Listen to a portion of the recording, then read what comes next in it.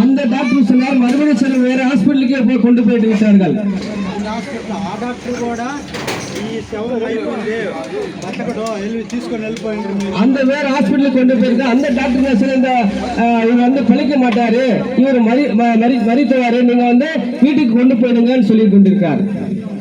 మా అమ్మ వచ్చి వారం చేస్తా ఉంటది. எங்களோட அம்மா தாயாரு எப்பவுமே ஜெபம் பண்ணி கொண்டே இருப்பாங்க. ఏడుస్తా ఉంది నా బెడ్ కాడికి వచ్చి டெய்லி வந்து அந்த பெட் ஹாஸ்பிட்டல்ல வந்து டெய்லி அழுது கொண்டே இருப்பார்கள் தாயார். అమ్మ నాయనుండు పైన నీ చూపిస్తుండగా నాకు తెలియదు. ஐயா அப்பா இருக்காரு, ஏசப்பா இருக்காரு, மேல இருக்காரு అంటే அவங்க சொல்லுவாங்க அவங்க தாயாரு. நான் వచ్చి మాటలు రావాలి నాకు. எனக்கு வந்து பேச்சு வராது.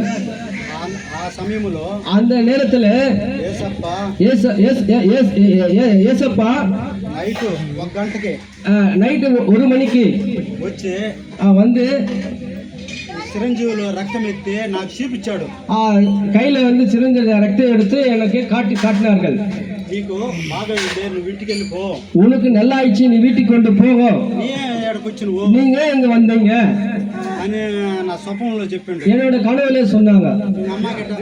మా అమ్మకిட்ட చెప్పినా நான் எங்களோட தாயார்கிட்ட நான் சொன்னேன், అమ్మా ఈ రకంగా దేవుడు నాతో మాట్లాడిండు, அம்மா இந்த மாதிரி எனக்கு கனவுல எனக்கு ஆண்டவர் இயேசு கிறிஸ்து என்னோட பேசினாரு, నీకు బాగైంది, உனக்கு நல்லா குணமாயிடுச்சு, ఈ వ్యాధి నుంచి బయటపడిపో, இந்த வியாதியில இருந்து நீ குணமாயிட்ட, நீ போ, నేను పరమ డాక్టర్ అయితే, நான் பரம வைத்தியன் ஆயிட்டேனே, நீ ஏன் హాస్పిటల్ తిరుగుతావు, நீ ஏன் ஹாஸ்பிட்டல் ஏன் சுத்துற, నువ్వు ఇంటికి పోమని నేను చెప్పినాను, நீங்க வீட்டுக்கு போன்னு சொல்லி நான் சொன்னேன். అందుకని మా అమ్మకిட்ட చెప్తే దేవుడు మన అందున్నాడయ్యా, அதுக்கு எங்க அம்மா கிட்ட சொன்னா ஆண்டவராக இயேசு கிறிஸ்து நம்ம மத்தியில இருக்கிறாரு அப்படின்னு சொன்னாங்க எங்க தாயார். మన తోడుండు, நம்மோட இருக்கிறார் ஆண்டவராக இயேசு கிறிஸ்துன்னு சொன்னாங்க தாயார். మన ప్రార్థన వ్యర్థంగా పోనీయడు, நம்மோட ஜெபம் வீணா போகாது அப்படின்னு சொன்னாங்க. ఇప్పుడు ప్రార్థన చేస్తా ఉంటాం. எப்பவுமே எங்க தாயாரு ஜெபம் பண்ணி கொண்டே இருப்பாங்க. ఇప్పుడు మా అమ్మకే 95 వయసు, இப்போ எங்க தாயாருக்கு 95 வயது. ఇప్పుడు కూడా పని చేసుకొని అన్నం వండుకొని తింటది. இப்போ கூட வேலை செய்து கூட அவங்க வந்து ஆகாரம் செய்து கூட சாப்பிட்டு கொண்டே இருப்பாங்க.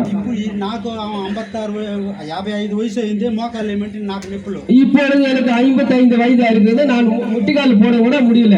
எங்க அம்மா முட்டிக்கால் వేసి పార్లు చేస్తారు. எங்க தாயாரு 95 வயது முட்டி போட்டு ஜெபம் பண்ணுவாங்க. నేనైతే సిగ్గుపడతా, நானே வெட்கப்படுவேன். అమ్మా ఇంత వయసుకు మోకాలు వేస్తున్నావు, నాకు దేవుడు నాకు వేయలేకపోతున్నాడు. ஏமா இந்த 95 வயசுக்கு நீ முட்டி போட்டு ஜெபம் பண்றே, என்னோட